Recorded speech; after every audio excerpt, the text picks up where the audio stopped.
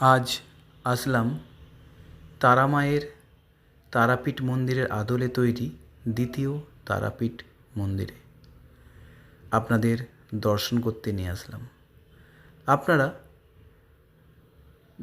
ঘাটালগামী যে কোনো বাস ধরে আপনারা খুকুরদা বাস স্ট্যান্ডে নেমে ওইখানে টোটো কিংবা টেকার যাওয়ার একমাত্র উপায়। আপনারা চার চাকা বা বাইকেও আসতে পারেন। সুন্দর পরিবেশের দিকে, প্রাকৃতিক সৌন্দর্যের দিকে তাকিয়ে আপনারা কিছুক্ষণের মধ্যে পৌঁছে যাবেন তারাপীঠ মায়ের মন্দিরে। এইখানে বাচ্চাদের খেলনা থেকে সমস্ত কিছুই সরঞ্জাম আছে ও প্রাকৃতিক পরিবেশ আপনাকে মধুরময় করবে।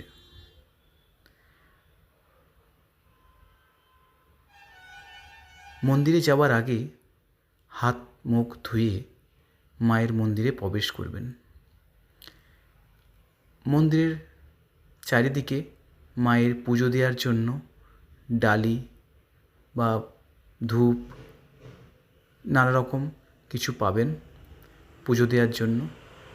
আমি আপনাদের দেখিয়ে দিচ্ছি।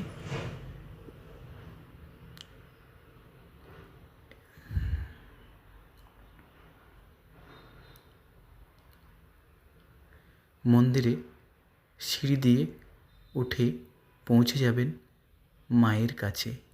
মাকে দুহাত ভরে ডাকবেন ও দুনয়নে মাকে দেখবেন।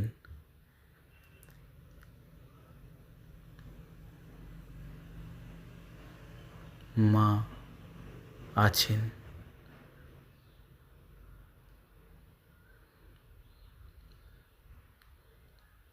এইটি হলো মায়ের পাদুকা।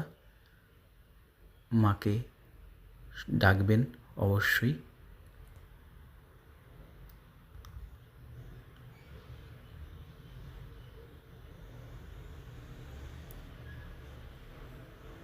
মাকে দর্শন করার পর অবশ্যই সাধক বামাখ্যাপাকে দর্শন করবেন, না হলে আপনার যাত্রাটি বৃথা হয়ে যাবে।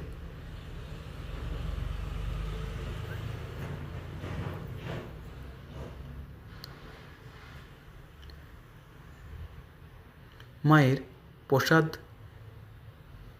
গ্রহণ করার জন্য এখানে কুপনও পাওয়া যায়, আপনি সংগ্রহ করতে পারেন। তো আগে থেকে নাম লেখাতে হবে। যদি নাম লেখান তাহলে আপনি কুপনটি সংগ্রহ করতে পারবেন ও আপনি প্রসাদ গ্রহণ করতে পারবেন।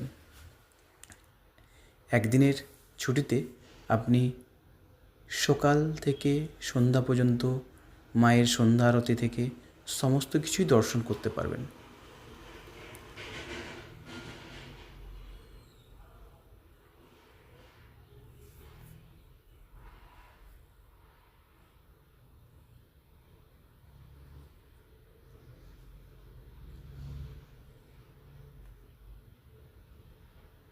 আর একটা জিনিস মনে রাখবেন, মাকে দর্শন করলেন কিন্তু তার ছেলেকে দর্শন করলেন না, তাতে মা খুশি হবে না।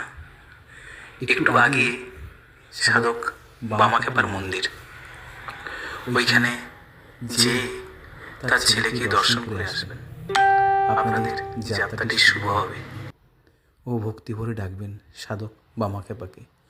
ওনার জন্যেই আজকে আমরা মাকে ভালোভাবে জেনেছি, তাই অতি অবশ্যই ওনাকে প্রণাম করে আসবেন।